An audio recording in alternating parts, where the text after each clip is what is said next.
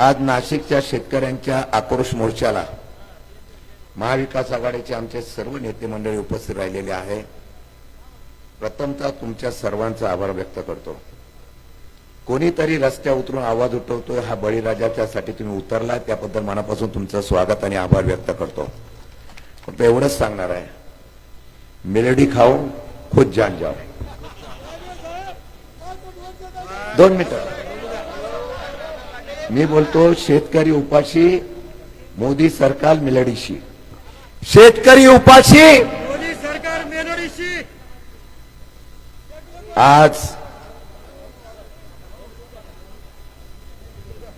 या हुकुमशाही सरकारचा निषेध करण्यासाठी आम्ही आहोत। मी फार बोलणार नाही,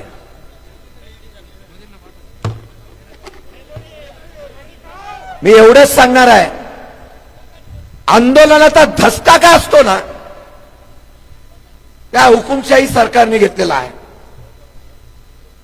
हा हायवे आहे, पण या हायवेवरून सगळ्या गाड्या फिरवल्या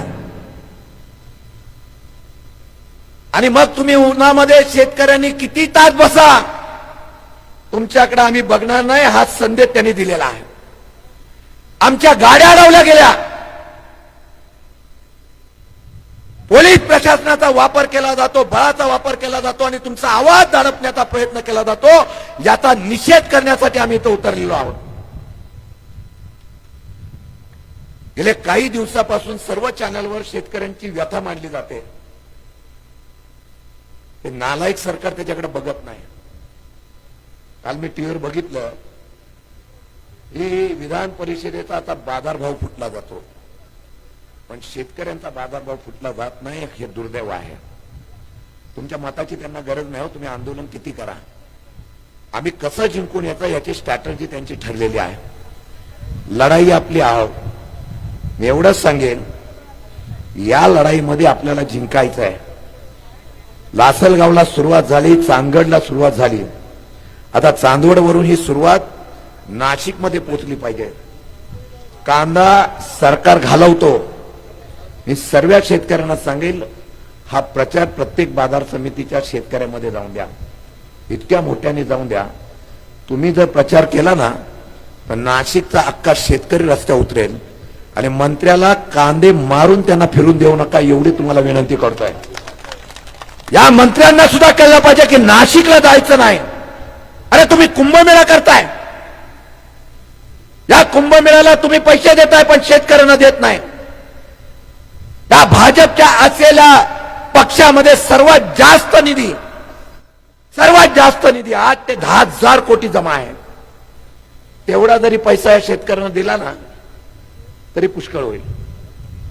मी आज तुम्हाला एवढंच सांगायला आलेलो आहे, त्यांनी गाड्या थांबवल्या तरी आपण टोल नाक्यापर्यंत जायचंय, काही हो, परंतु तुमचा आवाज गेल्यानंतर काल सांगितल्याप्रमाणे नापेडनी 1580 केलेला आहे, आम्हाला 3000 मिळालं पाहिजे, हीच आमची मागणी आहे।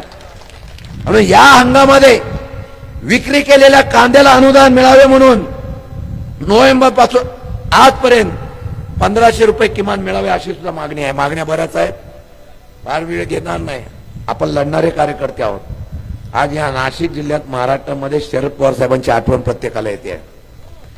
अरे आमचा योद्धा आहे, 80 वर्षाचा योद्धा सुद्धा आज थांबलेला नाही। या नाशिकला द्राक्ष असो कांदा असो, एकच नेता निर्णय घेत होता, तो शरद पवारच्या माध्यमातून, मनमोहन सिंगाच्या माध्यमातून करत होता। आज आम्ही महाविकास आघाडीचे सगळे लोक या प्रयत्नात उतरलेलो आहोत। काही वर्षांनी भांडवलशाही जन्म घेणार आहे, तुमच्या सगळ्यांच्या हातामध्ये भांडवलशाही राज्य करेल आणि तशी धोरणं जाहीर केलेली आहे। त्याचा निषेध करायचा असेल तर आता आपण एवढंच करायचं आहे, इथून उठायचं, पोलिसांनी अटक करू, काही करू, सरळ आगेकूच करायची।